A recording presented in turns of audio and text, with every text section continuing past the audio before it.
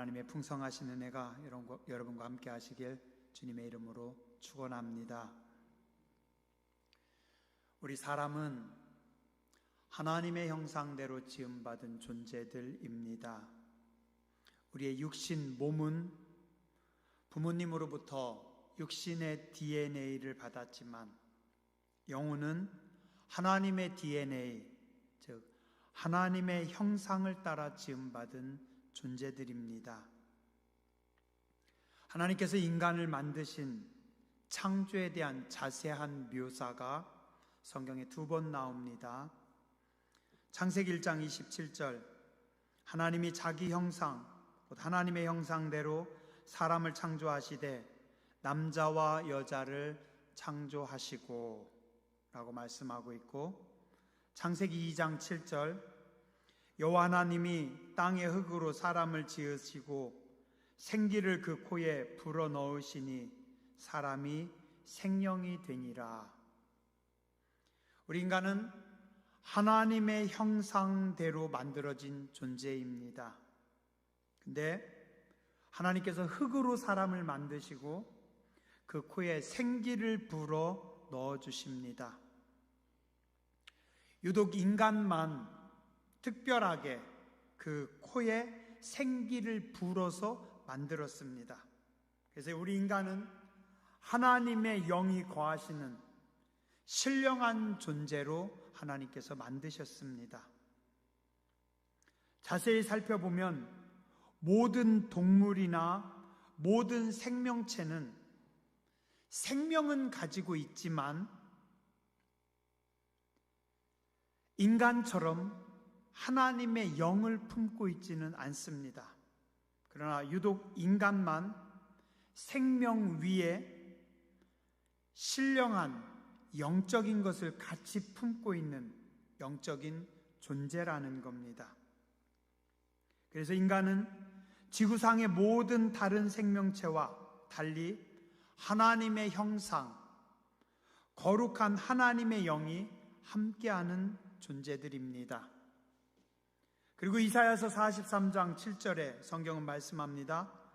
내 이름으로 불려지는 모든 자, 곧 내가 내 영광을 위하여 창조한 자를 오게 하라. 그를 내가 지었고 그를 내가 만들었느니라.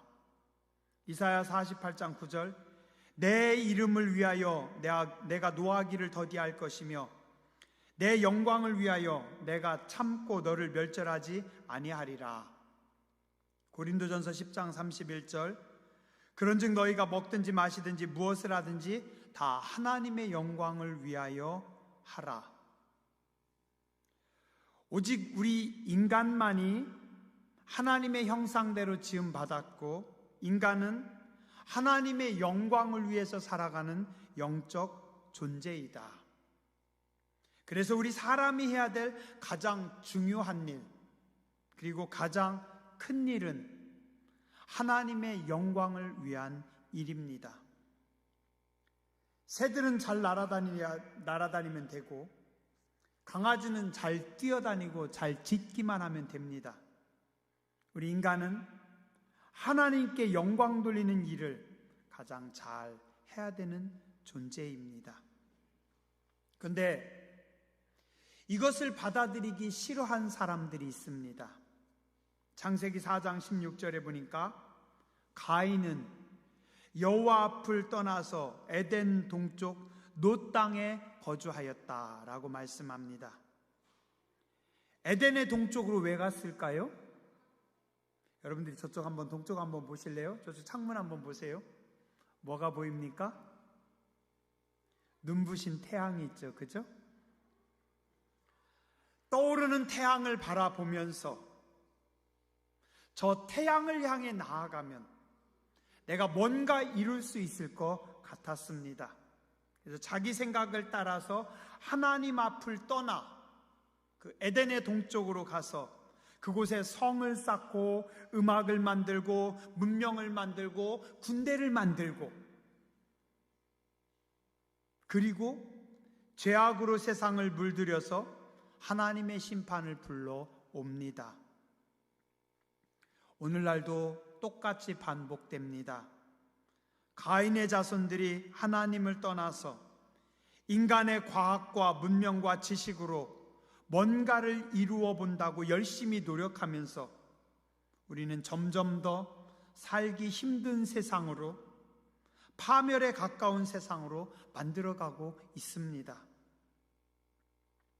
그런가 하면 하나님께서 아벨 대신해 주신 셋째 아들 셋, 그리고 그의 아들 에노스는 창세기 4장 26절에 여호와의 이름을 불렀더라.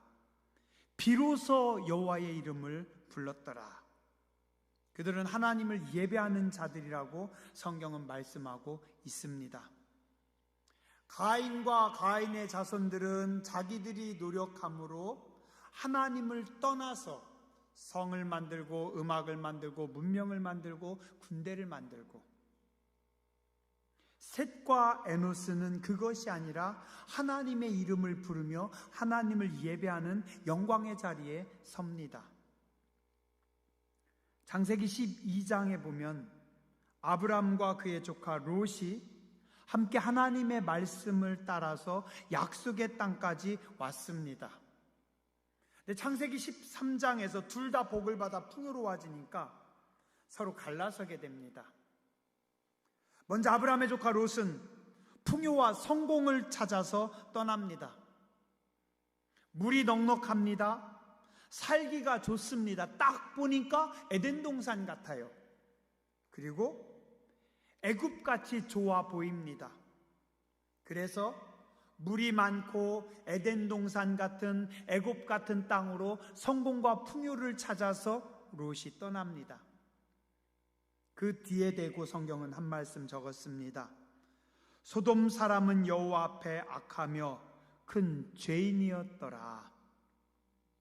당시 소돔은 사람의 눈에 보기에는 좋았지만 하나님 앞에 악한 땅인데, 롯은 그것을 보지 못하고 그냥 풍요와 성공만 찾아서 그곳으로 갔고 결국은 다 잃어버리고 동굴 속으로 들어갑니다. 그러나 아브라함은 하나님이 약속하신 그 땅에 그냥 서 있습니다. 그랬더니 창세기 3장 18절에 하나님께서 그 앞에 나타나셨고 그는 그곳에서 하나님을 위하여 제단을 쌓았더라 라고 말씀합니다.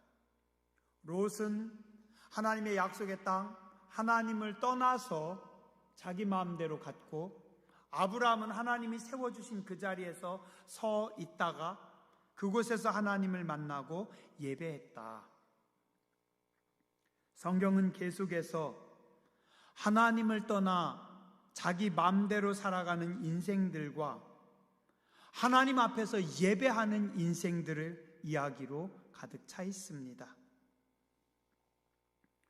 또한 오늘도 이 성경이 세계에서 가장 베스트셀러임을 알면서도 성경을 믿지 못하고 미련하고 우둔한 사람들답게 하나님을 떠나 자기 스스로 영광을 쫓는 사람들이 많이 있습니다. 오늘 새벽에 보니까요, 에베소서 3장 19절에 그런 말씀이 있었습니다. 그들의 신은 배요. 이 말씀을 조금 더 이해하기 쉽게 공동 번역하고 현대인의 성경을 찾아봤어요.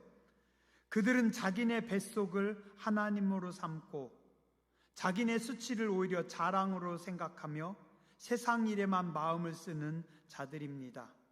현대인의 성경, 그들은 육체의 욕망을 자기들의 신으로 삼고 수치를 영광으로 알며 세상적인 일만 생각합니다. 즉 자기 몸의 즐거움, 육체의 욕망을 따라 살아간다. 하늘의 시민권을 가진 하늘의 백성들이 자기 육체를 따라 자기 욕망을 따라 살아가면 안 된다는 겁니다.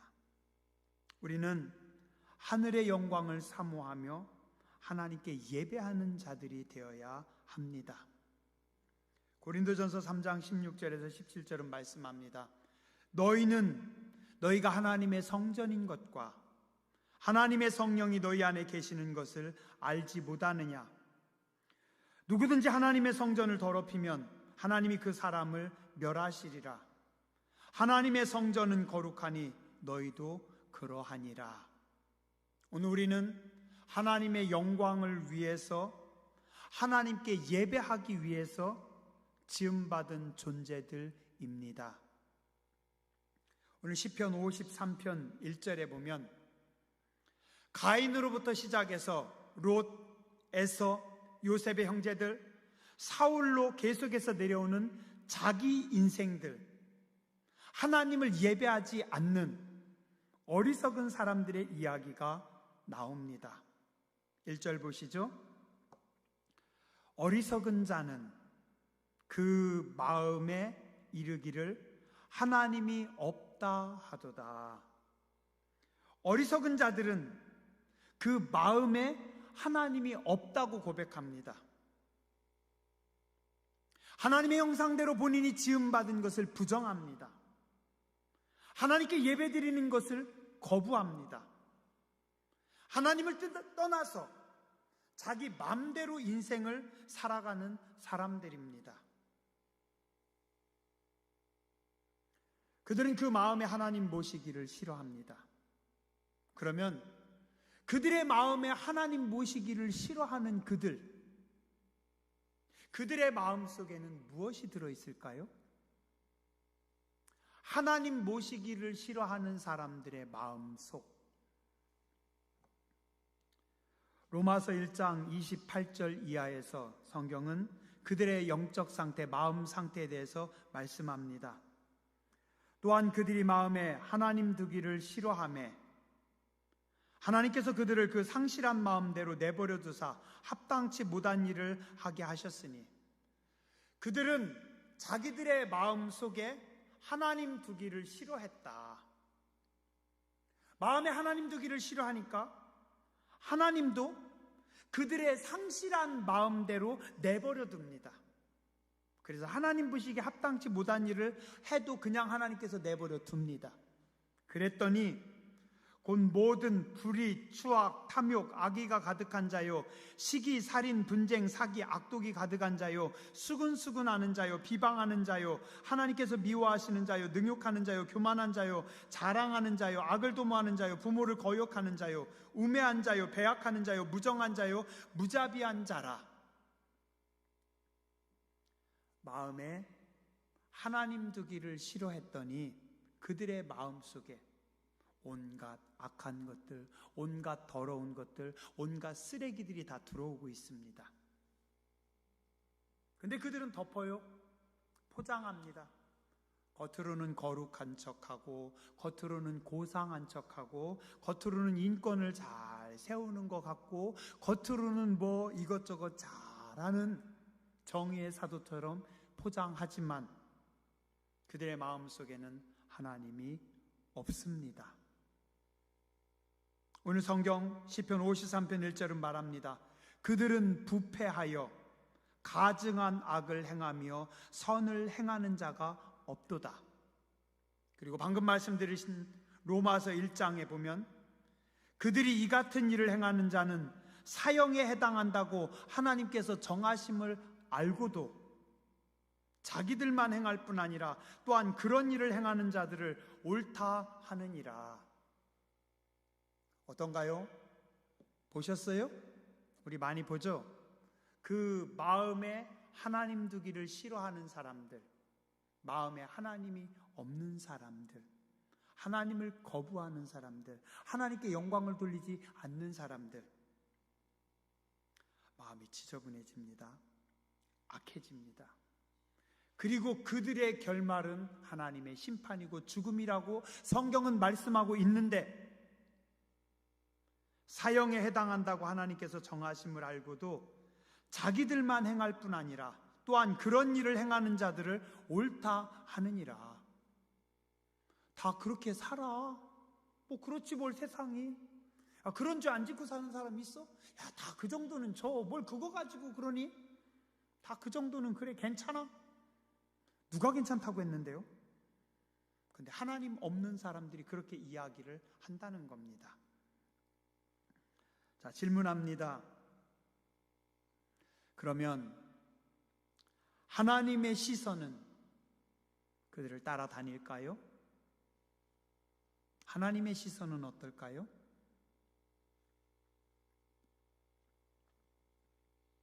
성경의 여러 곳들을 볼 때 하나님께서 보시기는 합니다.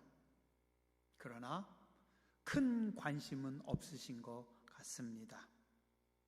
왜냐하면 그들은 내버려 둬도 스스로 상실한 마음 가운데 파멸로 가는 인생이기 때문입니다. 그리고 오늘 성경 53편 2절을 보니 하나님께서 굽어 살피는 사람들이 있습니다. 하나님의 눈이, 하나님의 시선이 1절에 하나님 없다 하는 어리석은 자들에게는 가지 않아요. 근데 2절에 보니까 뭐라고 하시냐면 하나님이 하늘에서 인생을 굽어 살피사 누구를 찾아요?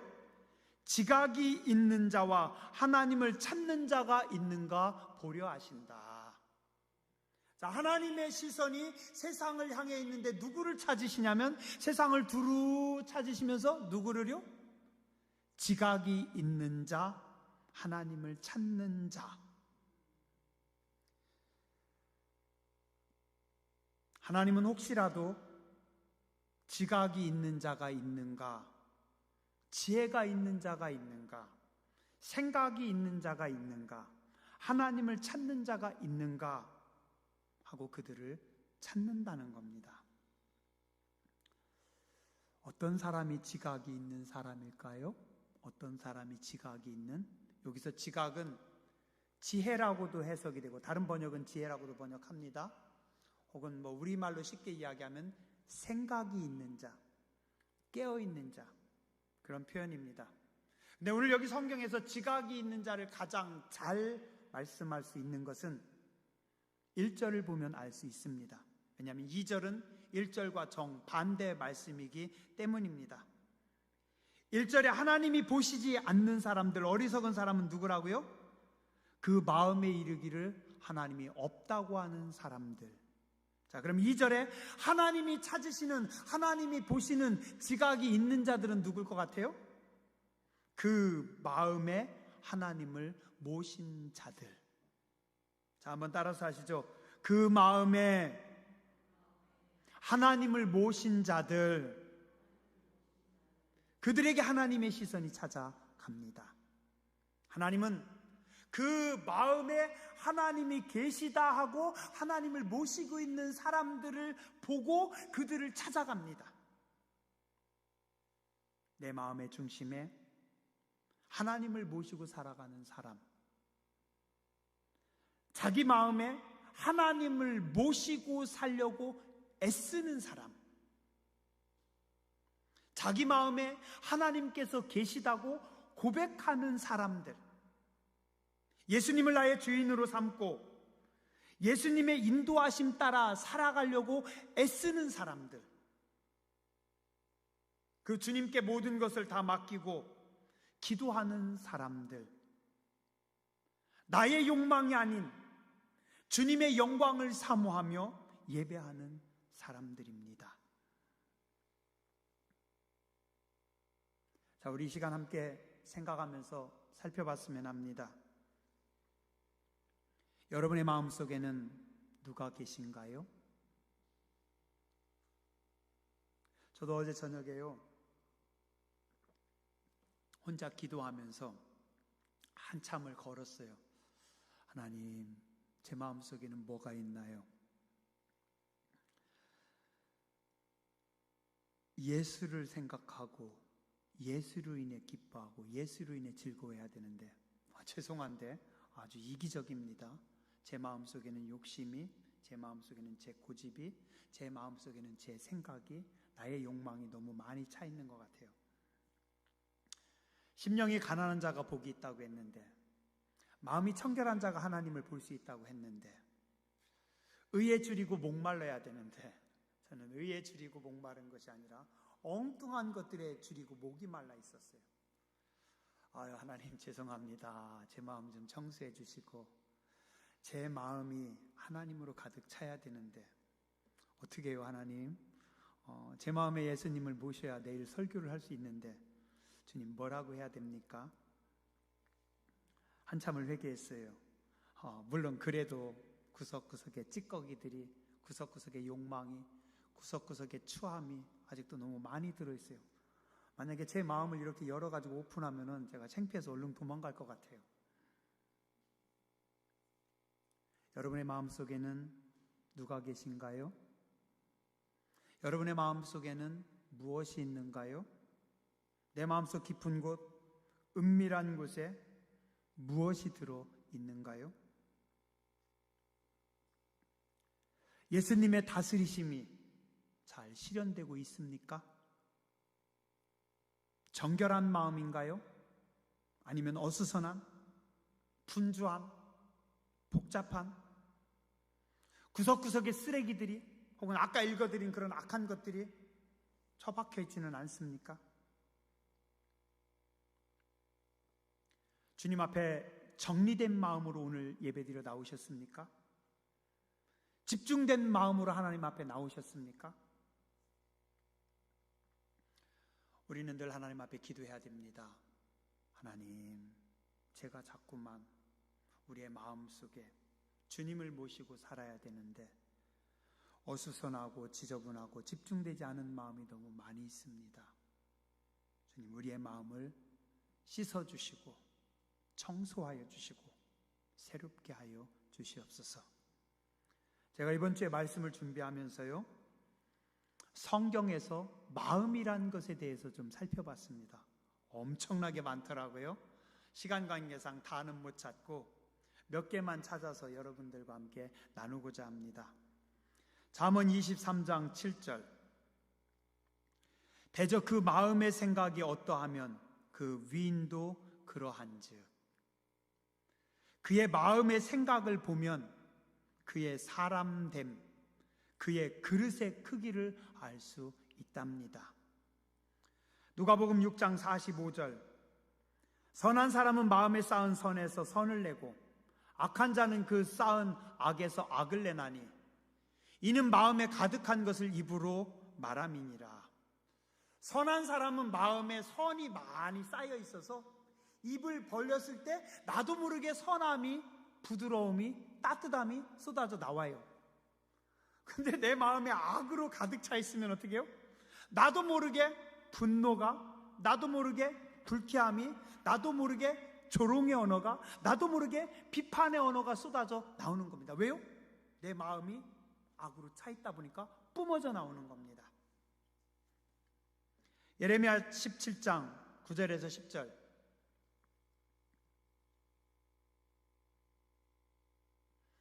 만물보다 거짓되고 심히 부패한 것은 마음이라. 누가 능히 이를 알리오마는 나 여호와는 심장을 살피며 폐부를 시험하고 각각 그의 행위와 그의 행실대로 보응하나니. 딱 맞는 것 같아요. 이 좁은 마음 속에 부패함이, 쓰레기들이, 지저분한 것들이 너무 많이 있습니다. 다행히 제가 오늘 이렇게 여러분들 앞에 노출이 안 돼서 다행이지, 만약에 내 마음을 열어가지고 이렇게 보이면 헐, 목사님 마음속에 왜 이렇게 쓰레기들이 많아요? 그럴 것 같아요. 사람은 모릅니다, 우리의 마음속에 있는 쓰레기와 찌꺼기들을. 그러나 우리의 폐부를, 우리의 영혼을 보시는 하나님은 다 감찰하시고 그 행위대로 보응하신다.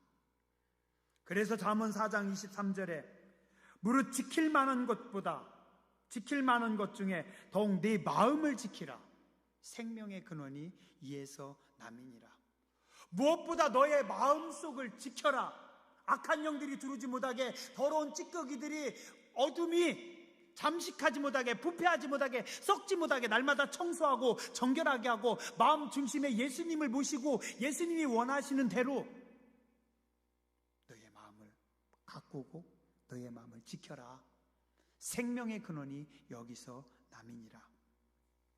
잠언 17장 3절, 도가니는 은을, 풀무는 금을 연단하거니와 여호와는 마음을 연단하시느니라. 여기요, 은광석이 있어요. 은광석이 있고 여기 금광석이 있어요. 그럼 어떻게 돼요? 은광석, 금광석을 깨트립니다.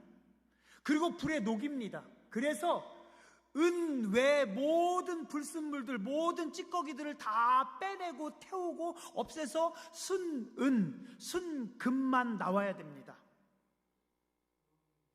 그래서 도가니는 은을, 풀무는 금을 재련해가지고 찌꺼기들을 다 빼고 순은과 순금을 만들어요. 하나님은 어떻게 하세요?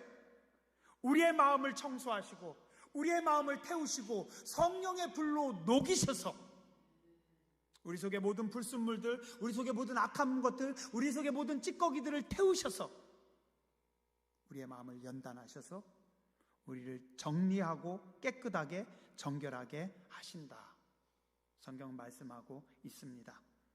마태복음 22장 37절부터 38절, 예수께서 이르시되 네 마음을 다하고 목숨을 다하고 뜻을 다하여 주 너의 하나님을 사랑하라 하셨으니 이것이 크고 첫째 되는 계명이다.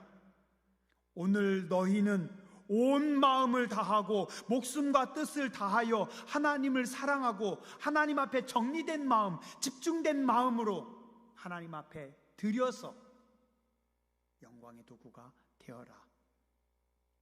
오늘 새벽에 본 말씀입니다. 빌립보서 2장 5절, 너희 안에 이 마음을 품으라 곧 그리스도 예수의 마음이니. 자, 한번 같이 읽어보시죠. 함께 읽겠습니다.